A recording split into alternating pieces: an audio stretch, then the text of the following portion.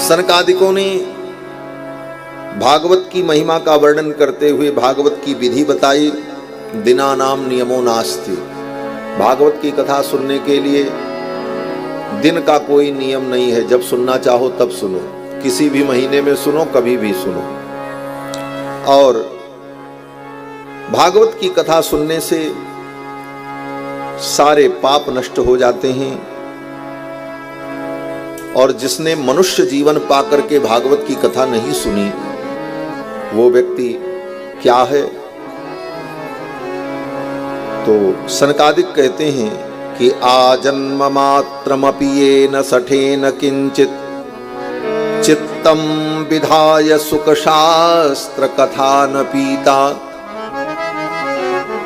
इस जीवन को पा करके आजन्म मात्रमपि, जन्म से लेकर मृत्यु पर्यंत, ये न सठे न, जिस सठ ने, जिस दुष्ट व्यक्ति ने सुख शास्त्र कथा न पीता, इसका एक नाम है सुख शास्त्र, इस कथा को जिसने नहीं पिया, वो क्या है? मनुष्य जीवन उसे मिला, मानव जीवन पाकर के उसने कथा नहीं सुनी जीवन पर्यंत, तो वो प्राणी कैसा है? सनकादिक कहते हैं चांडाल वच्च, वो चांडाल है। चांडाल कौन होता है? बोले मनुष्यों में ही चांडाल एक जाति होती है जो कुत्ते का मांस पका करके खाए, उसको चांडाल कहते हैं। कुत्ता अगर छू जाए, कुत्ते का स्पर्श हो जाए, तो कपड़े के सहित स्नान करना पड़ता है, तब वो पवित्र होता है। आजकल तो बड़े शौक से लोग कुत्ता पालते हैं, और कुत्ता उनके बिस्तरवे पे बैठता है, गोद में बैठ जाता है।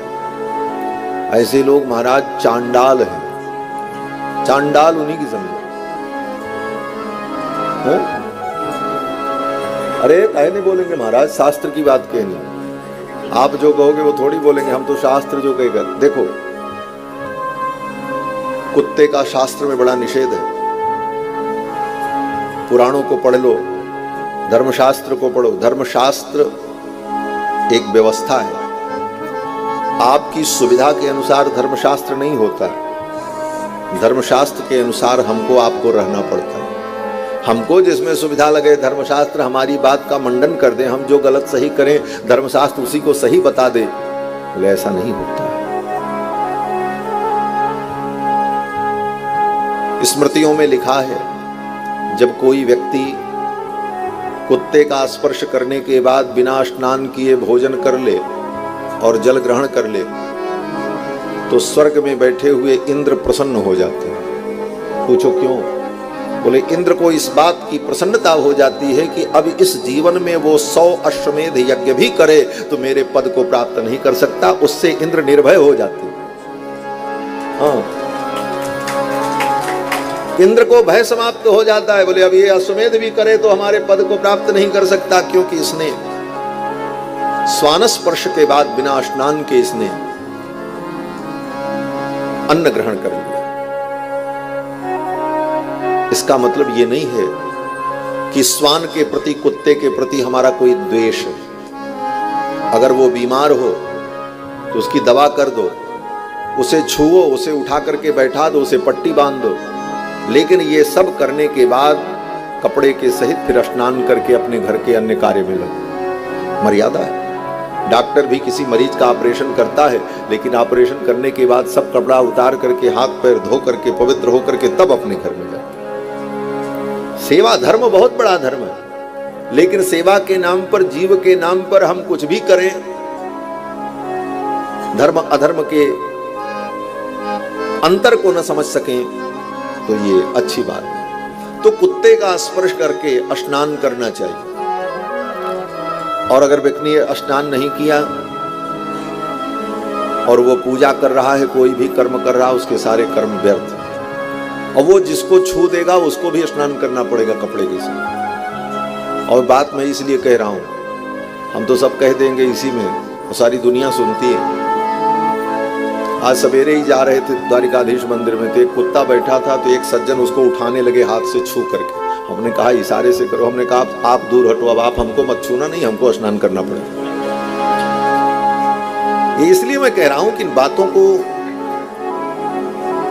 जीवन में आचरण में लाएं।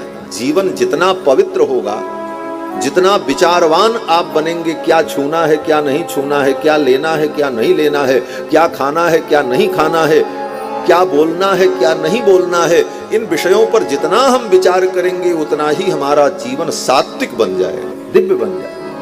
जीवन को दिव्य बनाने का यही तरीका है। महायज्ञैश्च यज्ञैश्च ब्राह्मीयम क्रियते तनुः। इन विधानों के द्वारा हम अपने जीवन को शुद्ध और पवित्र बनाते हैं। तो जिस कुत्ते का स्पर्श निषेध है, स्पर्श हो जाए तो सचैल स्नान माचरेत, कपड़े के सहित स्नान करना चाहिए। उस कुत्ता को जो पाले और जब कुत्ता मर जाए तो उसका मांस पका करके खा जाए, उसको कहते हैं चांडाल। उसकी चांडाल संज्ञा होती है। चांडाल की छाया भी पड़ जाए तो उसे अपवित्र माना गया। सनकादिक कहते हैं कि इस मानव जीवन को पाकर के जिसने भागवत कथा नहीं सुनी वो चांडाल है। इतनी बड़ी उपमा दी।